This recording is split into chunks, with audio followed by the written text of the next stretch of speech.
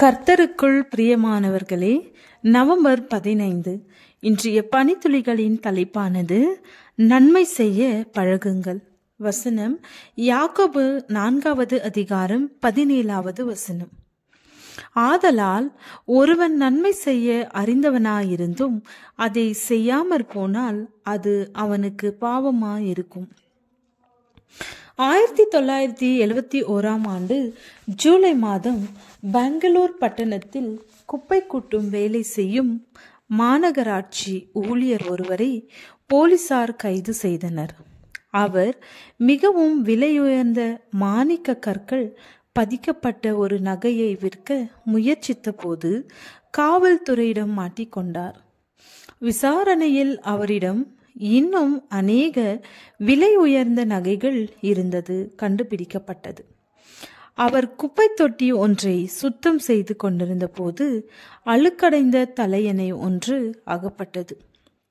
இந்த தலையணை மிகவும் கவனமாக இருந்தபடியால் அதை திறந்து பார்த்தபோது அது முழுவதும் விலை உயர்ந்த நகைகளால் நிறைந்திருப்பதை பார்த்தார். இந்த தலையணையை ஒரு வயதான பெண்மணி உபயோகித்து வந்ததாகவும் அடிக்கடி அதை மிகவும் கவனமாக கட்டிப்பிடித்து கொண்டிருப்பதையும் அநேகர் பார்த்திருந்தனர். அந்த பெண்மணி மரித்தபோது தலையணையை குப்பை தொட்டியில் போட்டுவிட்டனர்.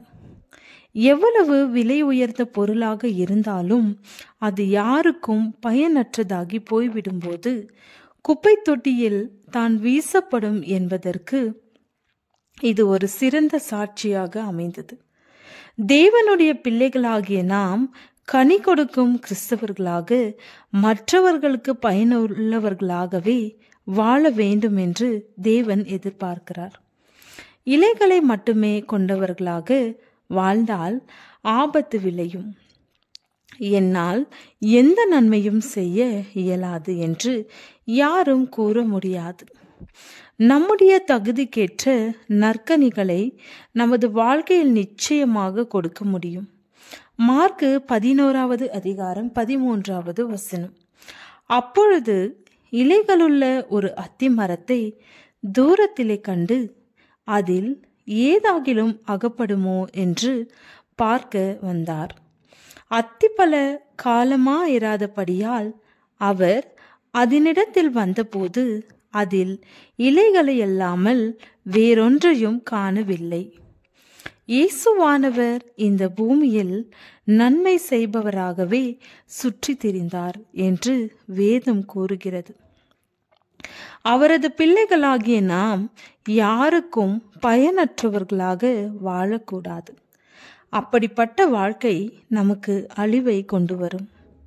தேவனுடைய தோட்டத்தில் நாட்டப்பட்டவர்களே, கனி கொடுக்கிற கிறிஸ்தவர்களாக வாழ்க்கை நடத்துங்கள். பயனுள்ளவர்களாக வாழுங்கள். கனியின்மை ஆபத்தை விளைவிக்கும். ஜெபம். தேவனே, உம்முடைய பிள்ளையாக மாறி கனி கொடுக்கும் கிறிஸ்தவனாக வாழ எங்களை தகுதிப்படுத்தும். ஆமேன்.